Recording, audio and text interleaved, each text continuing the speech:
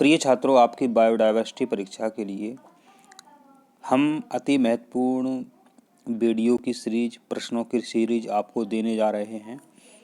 आप हमारे सभी वीडियो देखें और आप देखेंगे कि पेपर में हमारे वीडियो से आपको प्रश्न मिलेंगे कि विश्व बायोडायवर्सिटी दिवस कब मनाया जाता है। तो विश्व बायोडायवर्सिटी दिवस आपका मनाया जाता है 22 मई को। आपका अगला प्रश्न है, भारत में सर्वाधिक बायोडायवर्सिटी किस जैव भौगोलिक क्षेत्र में पाई जाती है। उत्तर है पश्चिमी घाट। उत्तर क्या है? पश्चिमी घाट। भारत में सर्वाधिक बायोडायवर्सिटी माने जैव विविधता किस जैव भौगोलिक क्षेत्र में पाई जाती है? तो पश्चिमी घाट। आपका अगला प्रश्न, हॉट स्पॉट शब्द किससे संबंधित है? हॉट स्पॉट शब्द संबंधित है आपका उच्च प्रजातीय विविधता और उच्च खतरा। हॉट स्पॉट शब्द किससे संबंधित है? उच्च प्रजातीय विविधता और उच्च खतरा से। आपका अगला प्रश्न है, विश्व में सर्वाधिक बायोडायवर्सिटी किसमें होती है? तो इसका उत्तर आपका उष्णकटिबंधीय वर्षावन। उष्णकटिबंधीय वर्षावन। आपका अगला प्रश्न है, भारत में जैव विविधता अधिनियम कब लागू होगा? तो इसका उत्तर है 2002। आपका अगला प्रश्न है, रेड डाटा बुक किसके बारे में जानकारी देती है? तो इसका उत्तर है संकटग्रस्त प्रजातियां। आपका अगला प्रश्न है, निम्न में से कौन एक मेगा डायवर्सिटी देश नहीं है? तो इसका उत्तर है आपका रूस।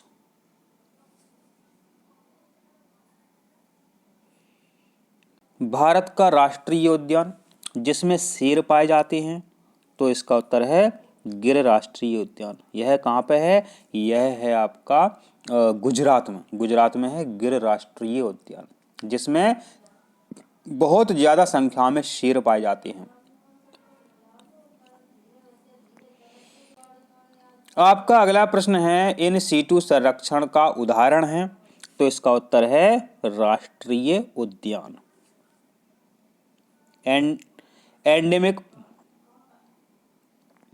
एंडेमिक प्रजातियां क्या होती हैं? जो केवल एक विशेष क्षेत्र में मिलती हैं। एंडेमिक प्रजातियां क्या होती हैं? जो केवल एक विशेष क्षेत्र में मिलती हैं। रामसर साइट किससे संबंधित है? महत्वपूर्ण आर्द्रभूमि से।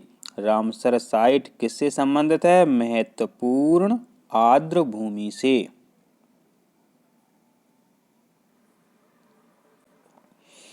किस क्षेत्र में पाई जाने वाली कुल प्रजातियों की संख्या क्या कहलाती है?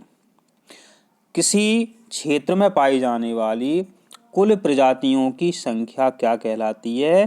प्रजाति घनत्व। क्या कहलाती है? प्रजाति घनत्व।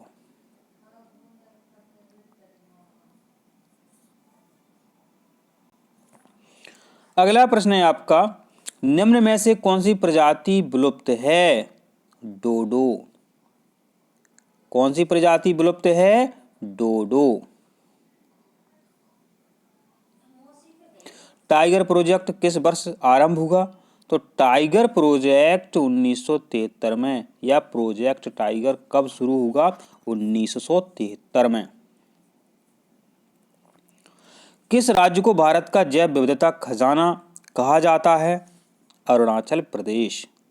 तो किस प्रदेश को भारत का जैव विविधता खजाना कहा जाता है? अरुणाचल प्रदेश।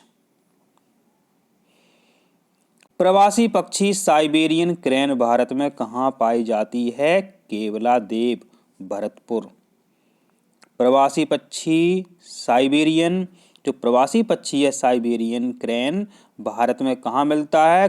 केवलादेव, भरतपुर, राजस्थान।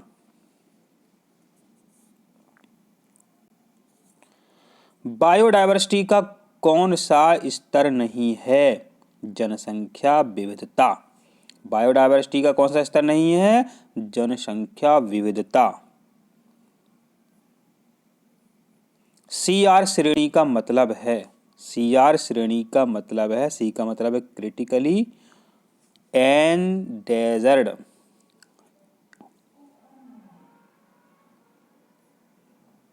भारत में पहली बायोस्फीयर रिजर्व है, कौन सी है? नीलगिरी। भारत का पहला बायोस्फीयर रिजर्व है नीलगिरी। कहाँ पे है नीलगिरी?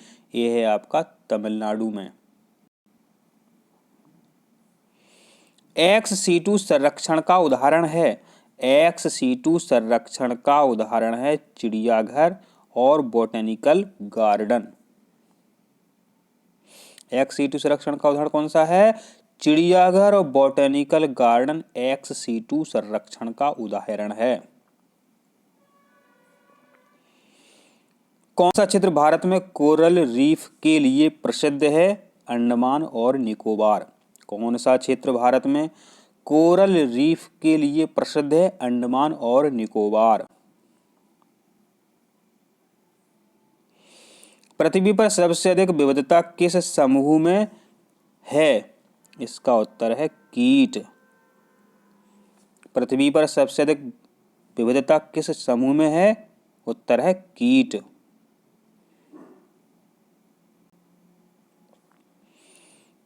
फ्लोरा शब्द किससे संबंधित है? पौधों से। फ्लोरा शब्द पौधों से संबंधित है। कौन सा संगठन वैश्विक स्तर पर जैव विविधता संरक्षण से संबंधित है? तो इसका उत्तर है IUCN, very most very important.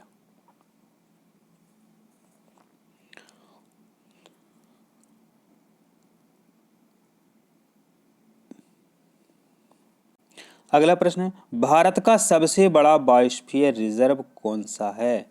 तो इसका उत्तर है कच्छ का रण। कच्छ का रण कहाँ पे है? गुजरात में। कच्छ का रण कहाँ पे है? गुजरात में।